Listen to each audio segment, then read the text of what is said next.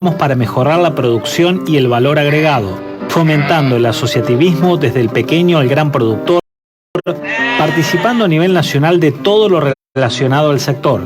Te invitamos a unirte. Seguinos en nuestras redes sociales, @capoc_vinos y al teléfono 353-425-9280. Las cosas del buen comer. Recomendaciones y sugerencias para una alimentación sana. Hábitos y costumbres alimenticios que mejoran nuestra calidad de vida. Productos regionales de buena factura para mejorar la nutrición. Comidas doradas y comidas chatarras. Así son las cosas del buen comer. En el Centro 11 tenemos todo para cuidar tu salud. Gimnasio, natatorio, nutrición, kinesiología y mucho más. Todo en un solo lugar. Secretaría de Deporte y Turismo. Gobierno de Río Cuarto.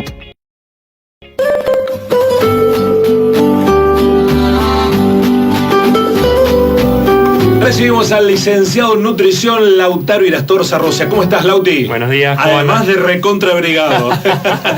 Soy friolento, estoy con mucho frío.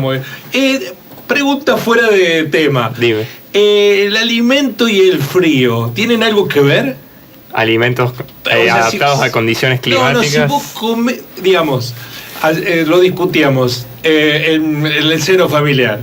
¿Se come porque tenés frío o tenés frío porque no se come? Ah, qué buena pregunta. Yo creo que es una lleva a la otra. Yo creo que el frío te da como esas ganas, mucha gente lo dice, como algo calentito, ¿viste? O sí.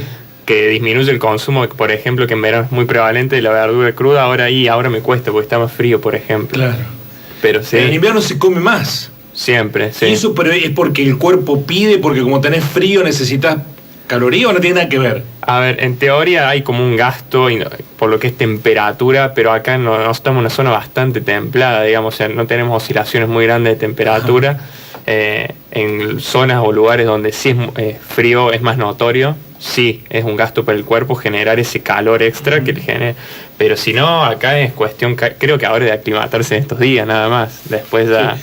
A mí me daba no sé qué hacer la pregunta porque yo rompo la regla, pero ¿el gordo sufre más frío o menos frío? Menos. ¿Quién tiene sobrepeso? Menos. Yo la rompo la regla porque sufro mucho el frío y tengo sobrepeso. Sí, mucho menos. El frío, el tejido graso es mucho más... La persona delgada sufre más el frío. El tejido graso es más funcionaría como un aislante, vamos a llamarlo, en ese sentido. Te daría como un poco más de esa resistencia al frío. En cambio, la persona frío, al tener poco tejido graso, lo padece mucho más. Bueno, mucho. Me saqué las dudas existenciales respecto de la comida y las temperaturas. Ahora vamos a hablar del alimento de los hipertensos. Exacto. Ayer fue el Día Mundial de la Hipertensión.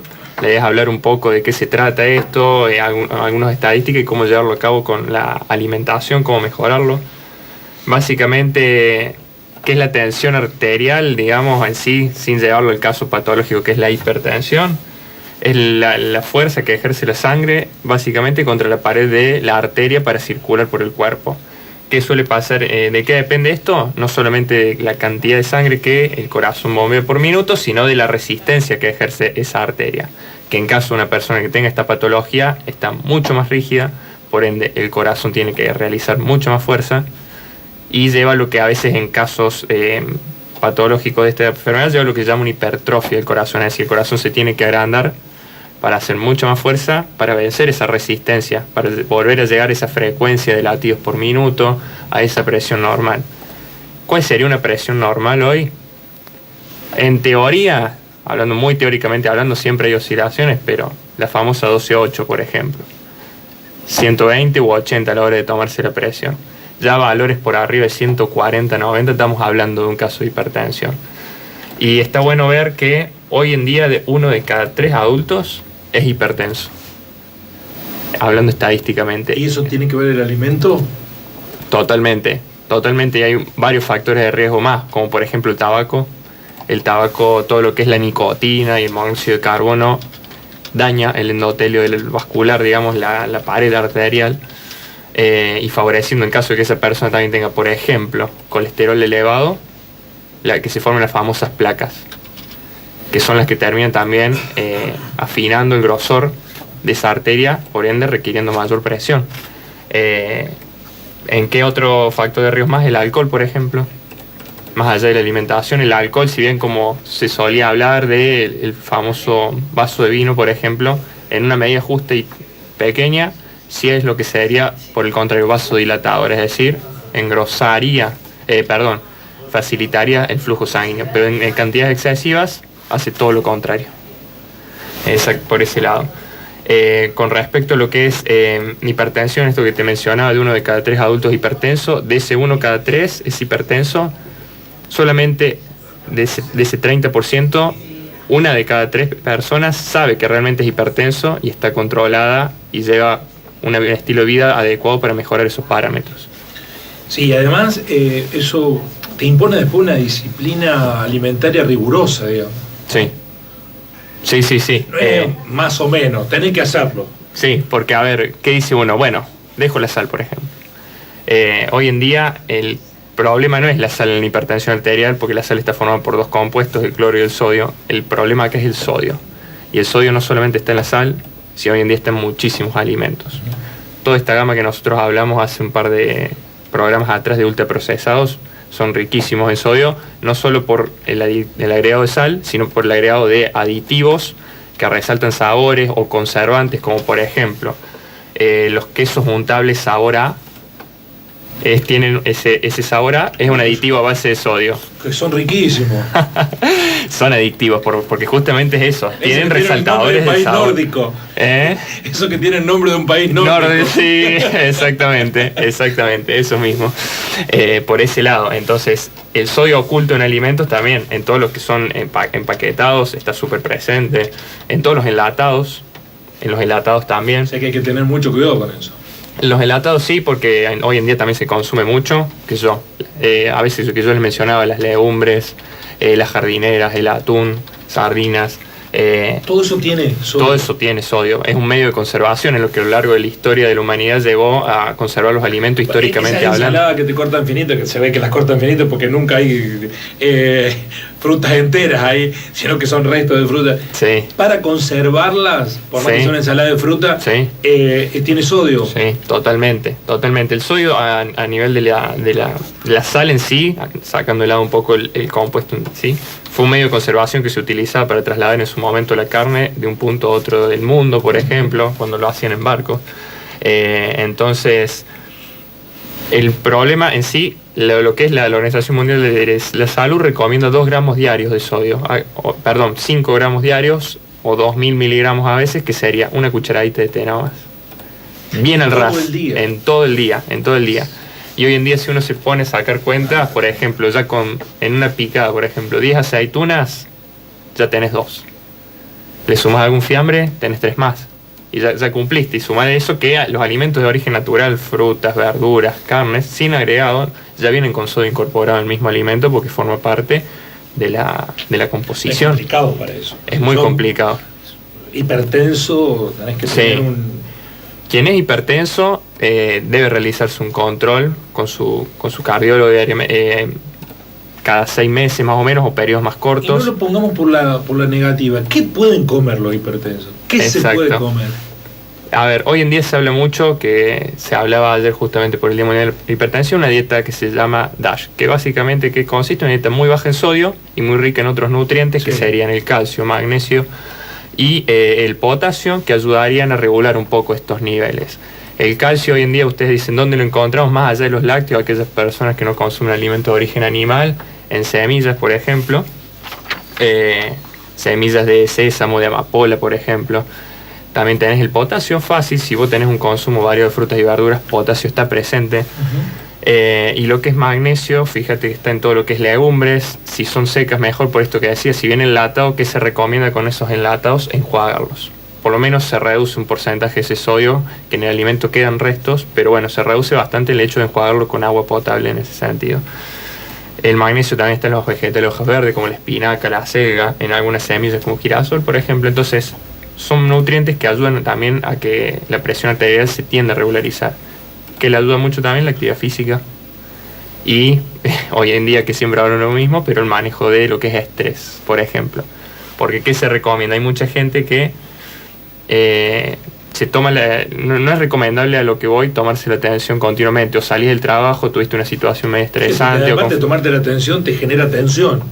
Bueno, eso está bueno también. Hay mucha gente que sufre el síndrome, lo que se llama guardapolvo blanco, digamos, que es el hecho de estar frente a un profesional de la salud, ya que ya lo ve con la chaquetita y todo, ya le hace aumentar esa presión, porque se aumentan las palpitaciones, sí. Entonces no es la presión normal que vos tenés en tu casa. El miedo, no sé qué opera ahí. Exactamente, es la ansiedad, el miedo. Hay mucha gente que tiene miedo en ese sentido, y no sería la normal que uno tiene en casa o a lo largo del día, que es la que realmente rige. Entonces siempre esos valores de tensión dan un poco más altos. Entonces siempre se recomienda en esos casos, bueno, si la persona sufre de eso, que es aproximadamente un 25% de la población,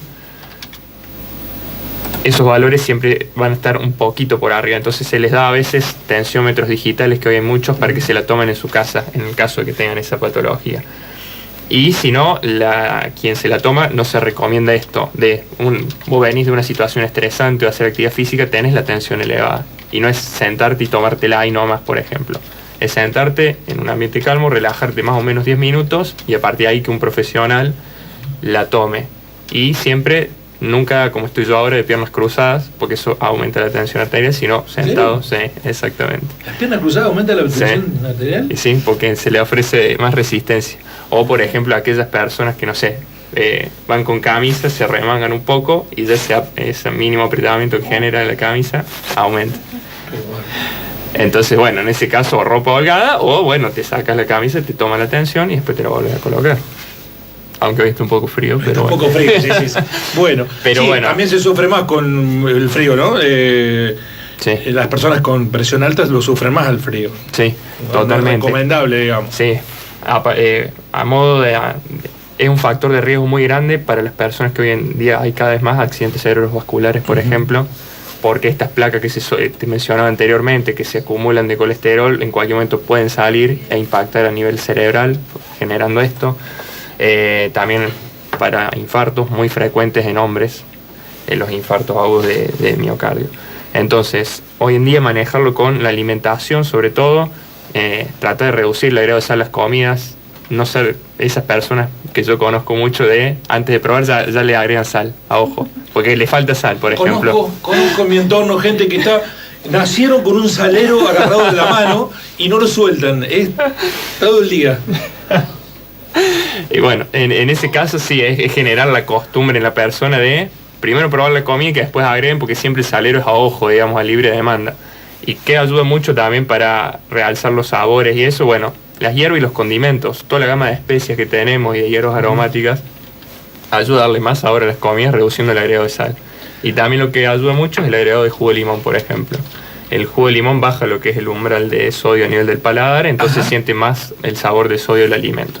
Bien. Se recomienda mucho en chicos, que los chicos cuando empiecen luego de la lactancia con la alimentación, con alimentos sin agregado de nada, que se vean el sabor real del alimento, pues si no, agregado de sodio o el agregado de azúcar, generen estos chicos, que hoy es muy prevalente que el 15% más o menos de los chicos sean hipertensos, cosa que capaz antes no era frecuente. Era muy raro que, ayer escuché a un cardiólogo, era muy raro que un pediatra le tomara la atención a un niño, y hoy es súper frecuente. Y esos productos de los conservantes, los alimentos elaborados. También hay un condicionante hereditario. Si uno tiene antecedentes familiares de hipertensión, está bueno que se hagan los chequeos con más periodicidad, porque es un factor de riesgo para ese niño que tenga hipertensión. Pero ya el sobrepeso, la obesidad, la diabetes, todo eso contribuye. Y sobre todo la disciplina alimentaria, ¿no? Hay que someterse a una disciplina alimentaria que... No, exactamente. Entonces, el hecho que te decía de reducir la grasa en las comidas, en los temas de los enlatados, cuidarlos un poco, y sobre todo el consumo de toda la gama de ultraprocesados que nosotros hablamos, de todos los empaquetados, todo eso, viene el sodio, que es lo que realmente provoca la elevación de la tensión, en numerosos compuestos, no solo como sal, sino como algún resaltador de sabor, como esto que te decía, como algún conservante a base de algún gusto, por ejemplo. Entonces, a modo de recomendaciones generales, eso, empezar a reducir paulatinamente la sensación o el umbral de sal que tiene cada uno, utilizar mucho las hierbas y las especias para condimentar las comidas. La actividad física favorece mucho el relajamiento de la pared arterial, siempre a mayor, mientras uno más crece, la pared de la arteria se vuelve más rígida por una cuestión etaria. por eso sobre todo la persona es más frecuente que ocurre en personas más adultos mayores que en menores. El autor, muchísimas gracias. Clase magistral respecto de la alimentación, aquello que sufrimos el problema de la hipertensión y lidiamos con él permanentemente. Hasta la próxima semana. Hasta la próxima semana. Muchísimas gracias a todos. En el centro